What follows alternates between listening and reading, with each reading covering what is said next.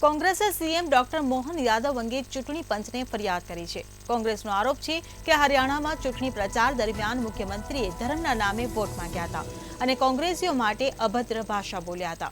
મધ્યપ્રદેશ કોંગ્રેસના ઉપાધ્યક્ષ અને ચૂંટણી કાર્યના પ્રભારી જેપી ધનોપિયાએ મુખ્ય ચૂંટણી કમિશનરને મોકલેલા ફરિયાદ પત્રમાં સીએમ ડોક્ટર મોહન સામે કાર્યવાહી અને પ્રચાર પર પ્રતિબંધની માંગણી કરી છે।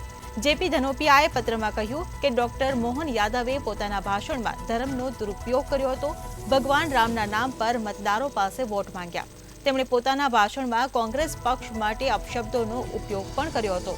તો પીસીસી ચીફ જીતુ પટવારીએ સીએમ મોહન યાદવના નિવેદન પર વળતો પ્રહાર કર્યો અને ટ્વીટમાં લખ્યું કે સંકુચિત સત્તાની ભૂખી ભાજપે વિશ્વના ધણીને રાજકારણનો વિષય બનાવી દીધો છે।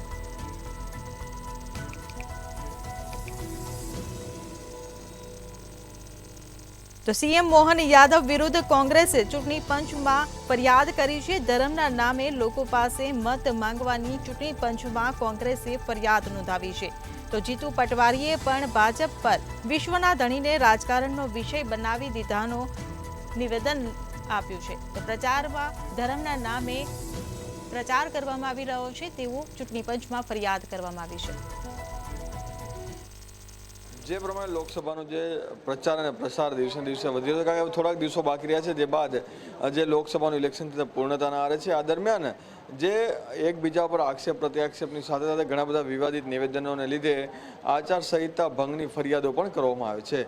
આવી જે આચારસંહિતા ભંગની ફરિયાદ છે તે કોંગ્રેસના એક નેતા દ્વારા કરવામાં આવી છે અને જે કોંગ્રેસના નેતા છે તેણે હરિયાણાના જે મુખ્યમંત્રી છે તેની સામે આ ફરિયાદ કરી છે, જેની અંદર રેવાડીના એક ગામડાની અંદર એક જનસભા સંબોધન કરતી વખતે તેમણે અભદ્ર ભાષાનો ઉપયોગ કર્યો હોવાનો આક્ષેપ જે કરવામાં આવ્યો છે।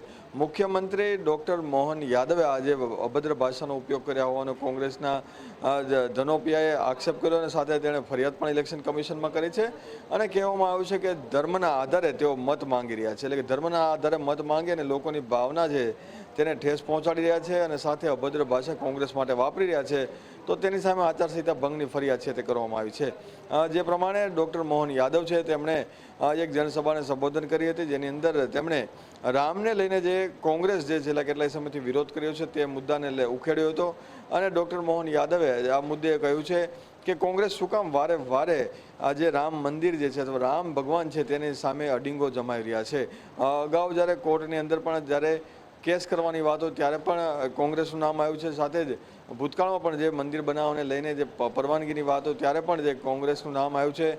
આ તમામ જે મુદ્દાઓ છે તેને ડોક્ટર મોહન યાદવ દ્વારા કહેવામાં આવે છે અને મુખ્યમંત્રીએ જે કરેલી ટિપ્પણીઓને લઈને કોંગ્રેસ દ્વારા જે આક્ષેપ કરતી ફરિયાદ કરવામાં આવી છે। આ સાથે જે પ્રદેશ કોંગ્રેસ કમિટીના જીતુ પટવારીએ કહ્યું છે કે મુખ્યમંત્રી જે છે તે ની ભાષા સ્પીચ જે છે તે અયોગ્ય કહી શકાય, કારણ કે અમે ભગવાન રામને માનીએ છીએ, ભગવાનને અમારા આધ્યાત્મિક દેવ માનીએ છીએ અને સાથે તેના જે કર્મો છે તેના સિદ્ધાંતો રહેલા છે તેને પણ અમે ફોલો કરી રહ્યા છીએ। ત્યારે જે પ્રમાણે મુખ્યમંત્રી જે ભાષાનો ઉપયોગ કરી રહ્યો છે, સાથે કોંગ્રેસને જે ભાવનાની જે ઠેસ પહોંચાડી રહ્યો છે, લોકોને ક્યાંક ગેરમાર્ગે દોરવાનો પ્રયાસ કરે છે, તો આ પ્રમાણે જે ટિપ્પણીઓ છે તે યોગ્ય નથી। હું આશા રાખું છું કે ભગવાન તેને સદબુદ્ધિ આપે અને આગામી દિવસોમાં પણ જ્યારે સ્પીચ જ્યારે આપતા પહેલાં જે સ્પીચ કોણ લખી રહ્યું છે તે મુદ્દે પણ ધ્યાન રાખીને સ્પીચ વાંચ્યા બાદ જે છે તે જનસભાને સંબોધન કરે। એટલે કોંગ્રેસે કોઈ દિવસ રામ ભગવાનનો વિરોધ કરતા નથી, અમે હંમેશા ભગવાનને પૂજા અર્ચના કરીએ છીએ અને સાથે જ રામ ભગવાનનો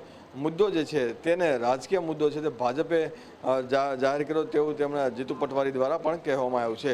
એટલે કે જે ઇલેક્શનનો માહોલ છે હવે થોડા દિવસો બાકી રહ્યા છે, આ દિવસોની વચ્ચે જ આ પ્રમાણે જે વાત જે છે સામે આવી છે અને ડૉક્ટર મોહન યાદવ મુખ્યમંત્રીની સામે જે ફરિયાદ કરવાની વાત છે તે કોંગ્રેસ દ્વારા કરવામાં આવી છે અને આ મામલે આચારસંહિતા ભંગની ફરિયાદ થઈ હોવા અને લોકોની લાગણી દુભાઈ હોવાની વાત જે છે તે પણ કરવામાં આવી છે। જી।